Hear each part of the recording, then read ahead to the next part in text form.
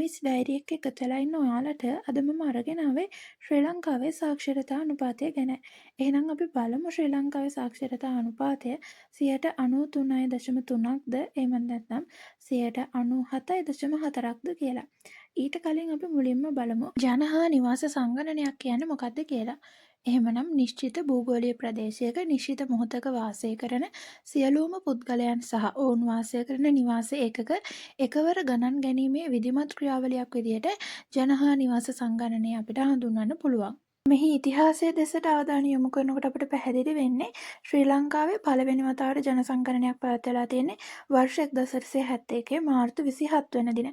මෙය නීතිමය පදනමක් මත පවත්වපු පළමු විද්‍යාත්මක ජන සංගණනයද වෙනවා. ඒ වගේම මෙහි තියෙන විශේෂත්වය තමයි දකුණු ආසියාවේ පළවෙනි වතාවට ජන සංගණනයක් පවත්වපු රට විදිහට ශ්‍රී ලංකාව පත් වෙලා තියෙනවා. ඒ අනුව 2024 වර්ෂයේදී 15 වන ජන හා නිවාස සංගණනය තමයි ශ්‍රී ලංකාව තුළ ක්‍රියාත්මක වුණේ. ඒ අනුව 2024 ජන හා නිවාස සංගණනයේ දත්තවලට අනුව මෙරට සමස්ත සාක්ෂරතාවය 97.4ක් වෙනවා. ඒ වගේම පිරිමි සාක්ෂරතාවය 97.9ක් වගේම කාන්තා සාක්ෂරතාවය වාර්තා වෙන්නේ 97ක් විදිහට. ඒ වගේම අවම භාෂා සාක්ෂරතාවයක් සහිත දිස්ත්‍රික්කය විදිහට වාර්තා වෙන්නේ මඩකලපුව දිස්ත්‍රික්කය. ඒ වගේම තමයි ගම්පහ, කොළඹ, කළුතර, මන්නාරම, යාපනය, කුරුණෑගල, කෑගල්ල කියන දිස්ත්‍රික්ක වලින් 98කට වැඩි සාක්ෂරතා අනුපාතයක් වාර්තා වෙලා තියෙනවා. මෙහි ඉංග්‍රීසි භාෂා සාක්ෂරතාව ඉහළ දිස්ත්‍රික්කය වෙන්නේ කොළඹ. එහි අවම අගයක් වාර්තා වෙන්නේ මුලතිව් දිස්ත්‍රික්කයෙන්. ඊළඟට අපි බලමු 2024 ජන හා නිවාස සංගණනයේ දත්තවලට අනුව පරිගණක සාක්ෂරතාවය හා ඩිජිටල් සාක්ෂරතාවය කොච්චරද කියලා. මේ අනුව වයස අවුරුදු 5 ඊට වැඩි පුද්ගලයන්ගේ පරිගණක සාක්ෂරතාවය 34.7ක් විදිහට වාර්තා වෙනකොට ඩිජිටල් සාක්ෂරතාවය 67.6ක් විදිහට වාර්තා වෙනවා.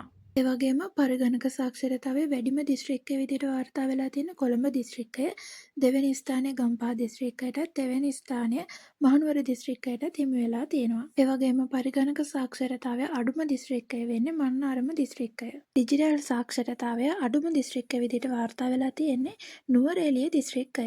නාගරික අංශයේ පරිගණක සාක්ෂරතාවය 47ක් විදිහටත්, ඩිජිටල් සාක්ෂරතාවය 76.8ක් විදිහටත් වාර්තා වෙනවා.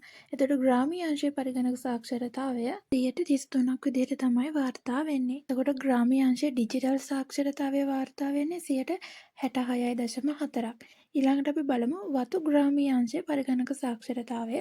එය 14.9ක් විදිහටත්, වතු අංශයේ ඩිජිටල් සාක්ෂරතාවය 50.2ක් විදිහට තමයි වාර්තා වෙන්නේ. හොඳයි, දැන් අපි බලමු නවතම මහ බැංකු වාර්තාවට අනුව එහෙම නැත්නම් ශ්‍රම බලකා සමීක්ෂණයට අනුව කොහොමද මෙරට සාක්ෂරතාවය වාර්තා වෙලා තියෙන්නේ කියලා. මේ අනුව ශ්‍රී ලංකාවේ සමස්ත සාක්ෂරතාවය වාර්තා වෙනවා 93.3ක් විදිහට. එය පිරිමි සාක්ෂරතාවය 94ක් විදිහටත්, කාන්තා සාක්ෂරතාවය 92.6ක් විදිහටත් වාර්තා වෙලා තියෙනවා. ඒ වගේම 2025 වසරේ මුල් භාගය වෙනකොට ශ්‍රී ලංකාවේ පරිගණක සාක්ෂරතාවය 38.4ක් විදිහට ඉහළ ගිහිල්ලා තියෙනවා කියලා වාර්තා වෙනවා.